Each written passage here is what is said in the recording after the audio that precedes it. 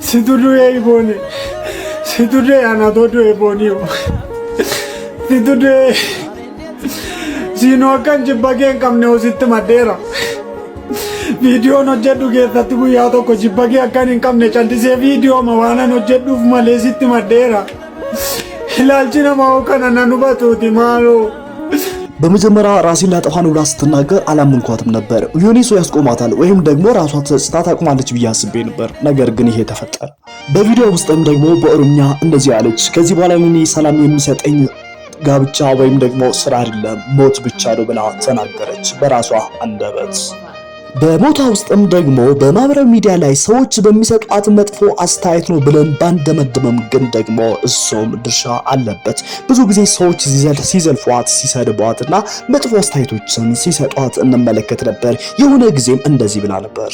ማልታ ዮዱቴ ማፈንዶ አዶ ኩዶ ፈጅራታይ አቀየ ሲፋዲስ አንድ ሰው በኮሜንት ላይ ምን አለበት ብትሞቺ ሲላት ምን ነው እኔ ቢሞት በኔ ቦታ ትኖራለህ ወይ አንተ መተ እግዚአብሔር ይቅር በለ ብላ መልሳለትም ነበር። ከሞቷ በፊትም ለመጨረሻ ጊዜ በፌስቡክ ገጿ ላይ ሰው የፈለገውን ነገር ያስብ ብላ ጽፋ ነበር። በኦሮምኛ ነበር የጻፈችው። ይህ ማለት ደግሞ የሰው ሐሳብ እሷን ቻሌንጅ እንደሚያደርግና በጣም ማተር ያርጋት እንደሆነ ይህ ማሳያ ነው። በጣም የሚያስገርም ነገር ደግሞ በቅርብ ጊዜ ለጮኛዋ አንድ መኪና ገዝታ ነበር። በመኪናቸው ውስጥም ሆናው ደግሞ በቅርብ ጊዜ ማለትም ከአንድ ቀን በፊት በለቀቁት ቪዲዮ ላይ አብረው ሲዝናኑና እግሯን እዛ የዳሽቦርድ ላይ ሰቅላ ስትቀመጥና ሲጨዋወቱ አብረው ሲደሰቱ ጥሩ ጊዜ ሲያሳልፉ እንመለከታለን። ታዲያ ከአንድ ቀን በፊት እንደዚህ ደስተኛ የነበረችው ልጅ እንዴት በአንድ ቅጽበት በህይወቷ ላይ እንደዚህ አይነት እርምጃ መውሰድ ትችላለች? ምናልባትም ደግሞ ከባሏ ጋር ተጨቃጭቃ ቢሆንስ ማን ያውቃል? እንግዲህ ከአንድ ቀን በፊት ነው እንደዚህ ሲዝናኑ የነበሩ እነዚህ ልጆች እና በአንድ ቅጽበት ከአንድ ቀን በኋላ ግን እንደዚህ አይነት እርምጃ ወስዳለሁ ብላ በሚዲያ ተናግራ እንደዚህ እንዴት ማድረግ ትችላለች? አፏዘነት ኮቴ ኦፋጅርቲ ብራዩ ደማጅራን ሞሚለኮ ሰቀለደ ካንጅራ አባዬ ሚለኮ ሰበን ሰቀለ ማለት ተደጋም በጣም እዚህ ጋር ደግሞ የሚያሳዝን ነገር አንድ የዚች ቲክቶከር ጓደኛ ለእናቷ ይደውልላታል። ለእናቷ ሲደውልም ደግሞ ልጅሽ ታማለች ብለው ይነግራታል። እናትየዋ ደግሞ ልጅ ምን ሆና ነው? ደህና ነበረች እኮ ምን ሆና ነው? ምንድነው የደረሰባት ትለዋለች። ከዛ በኋላ እንግዲህ ይህ ሰው አሟታል፣ አሁን ወደ ሐኪም ቤት ትወስዳለች። እርሶ ግን ይረጋጉ፣ ምንም አይጨነቁ ይላቸዋል። እናትየዋም ደግሞ በጣም በመጨነቅ ልጄ እኮ ደህና ነበረች፣ ልጄ እኮ ቪዲዮ ሰርታ ነበር፣ የኔ ሰው ልጅቷን ቪዲዮ አሳይቶኝ ነበር እኮ ተደስታ ስትዝናና ስትስቅ አይቻት ነበር እኮ በዚህ ቅጽበት ምን አጋጥሟት ነው ትላለች። እንግዲህ ልጇ እንዳረፈች አላወቀችም። ልጅው መልሶ አይረጋጉ፣ ሁሉም ሰላም ነው፣ ችግር የለውም፣ አሟት ብቻ ነው፣ አሁን ሐኪም ቤት ደርሳለች፣ እርሶ ግን ይረጋጉ ይላቸዋል። እናቷ ግን አልተዋጥላት። የተባለው ነገር የእናት ልብ አይደለ የእናት እንጀት ያውቃል። ጠረጠረችው እንዴ የሚል የጥያቄ ምልክት አስቀመጠች በዚህ ስልክ ልውውጥ ላይ። በጣም የሚያሳዝን ነገር ነው። እንግዲህ እናቷ ትክክለኛ ሞቷን ስታውቀው ወይም ደግሞ መሞቷን ስታውቀው እጅግ በጣም ልቧን ይሰብራል። እኔ ምንም ማለት አልችልም። ለእናቷ ፈጣሪ ብቻ መጽናናቱን ይስጣቸው ለማለት ነው የሚወጣው።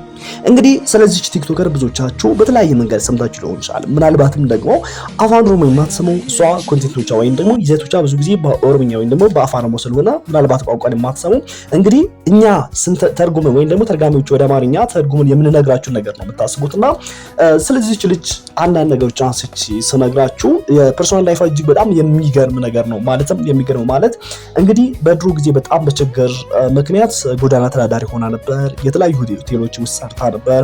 እንደዛም ደግሞ የሱስ ህይወት ውስጥ ነበረች። ከዛ በኋላ ግን ከዚህ ልጅ ጋር ማለትም ከባሏ ጋር ትታወቃለች። ካኑ ባሏ ዩሴፍ ከሚባል ልጅ ጋር ሲተዋወቁ ግን እሱ በሃይማኖቱ በጣም ጠንካራ ስለነበረ በፕሮቴስታንት ሃይማኖት ጌታን እንድትቀበል አደረጋት። ከዛ በኋላ ጌታን ተቀበለችና ከሱ ጋር በመዝሙር ቪዲዮዎች መስራት ጀመሩ። ድሮ በዘፈን መስራት ነገር በመዝሙር መስራት ጀመረች። ህይወቷ ተቀየረ። አብሮ ጥሩ ገቢ ማግኘት ጀመሩ። ህይወታቸው ተለወጠ። መኪና ገዙ፣ ቤት ገዙ፣ ሁሉም ነገር ማግኘት ጀመሩ። ደስታቸው እጅግ በጣም ተቀየረ። ነገር ግን ደግሞ አንዳንድ ፔሲሚስት ሰዎች ወይም ደግሞ አሉታዊ አስተሳሰብ ያላችሁ ሰዎች በየኮሜንት እየገቡ ምን አለበት አንቺ ብትሞች ምን አለበት ይላሉ። እንግዲህ እነሱ ባልና ሚስት ሲሆኑ የተለያዩ ቭሎግ ቪዲዮዎችን ይሰራሉ። አብሮ የተለያየ ቦታ ይሄዱና በቃ ሲዝናኑ ወይም ደግሞ ሞመንቶቻቸውን በቪዲዮ ቀርጾ ያሳልፋሉ፣ ይልካሉ። ብዙ ሰዎች የሷን ባክግራውንድ ወይም ደግሞ ጥሩ እንዳልነበረችበት የሚያውቁ ባለፈው ህይወቷ እሷን እየተጫወታል፣ ሰድቧታል። ይህ ነገር ደግሞ ከጊዜ ወደ ጊዜ እሷ ላይ ጭንቀትን እየፈጠረባት ብዙ ጊዜ በጣም ትጨነቃለች። እብን ቀደም እንደነገርኳችሁ አንድ ሰው ኮሜንት ላይ ምን ብሎ ይሰጣታል? ኮሜንት ወይም ደግሞ ምን ብሎ ይጽፍላታል? ምን አለበት አንቺ ብትሞቺ። አንዳንድ ሰዎች ደግሞ አንቺ ሞትሽ ማየት ነው የሚፈልገው ብሎ እንኳን የሚጽፉ ሰዎች አሉ። አስተውሉ።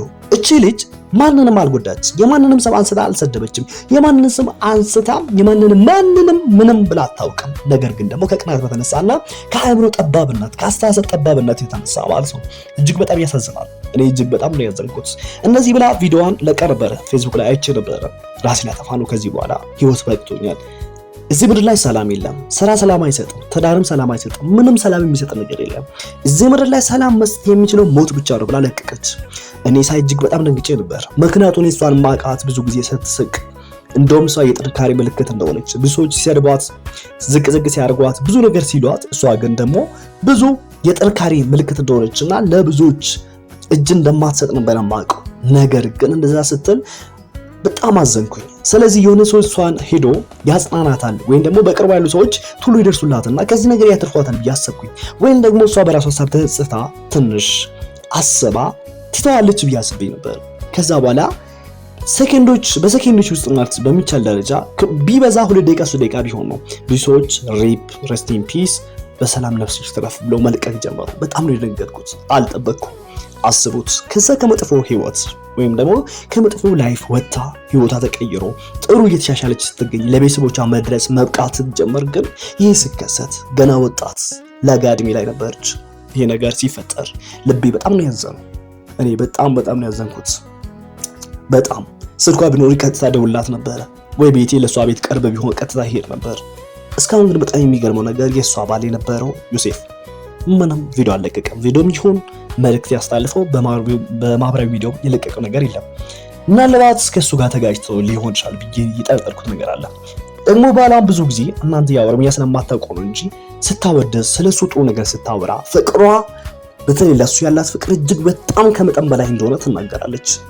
ብዙ ጊዜ እንደውም ብዙ ሰዎች የሚተቿት ፍቅርሽን ቀንሽ የሱ እንደዚህን ያል ደግሞ የምታፈቅሪኝ ቢሆን ደግሞ ፍቅርሽን በቤት ውስጥ አድርጊ ወይም ደግሞ በውስጥሽ አድርጊ እንጂ በአደባባይ እንደዚህ ያን ያህል አታጋኒ።